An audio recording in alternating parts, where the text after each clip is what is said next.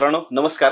प्रश्न आहे पुन्हा क्लासिफिकेशन मधला वर्गीकरणावरचा. मग काय प्रश्न सोडवायचा का सोडून द्यायचा? तो सोडवायचा. याच्यामध्ये कोणत्याही प्रकारची डायग्राम आखायची नाहीये, चार्ट आखायचा नाहीये. प्रश्न काय विचारलाय? प्रश्न विचारलाय डी चा व्यवसाय कोणता, आणि याच्यामध्ये स्टेटमेंट आहे. स्टेटमेंट बघा डी बद्दल.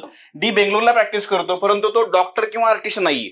म्हणजे आर्टिस्ट नाहीये, डॉक्टर पण नाहीये, पण पर्यायामध्ये काय रे आपल्याला डॉक्टर दिलेला आहे, म्हणजे हे उत्तर नसणार आहे. चला पुढे नेक्स्ट. याच्यामध्ये अजून एक वाक्य बघा, ये फार्मासिस्ट आहे.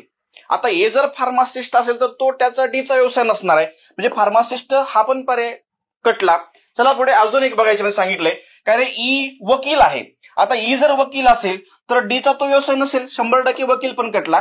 आता 1 कटला, 3 कटला, 4 कटलं, म्हणजे 100% आपलं उत्तर काय असेल? पर्याय क्रमांक 2. अशाच शॉर्ट ट्रिक्स आणि इलिमिनेशन मेथडसाठी आपली संपूर्ण अंगणित बुद्धिमत्तेची बॅच परचेस करायला विसरू नका.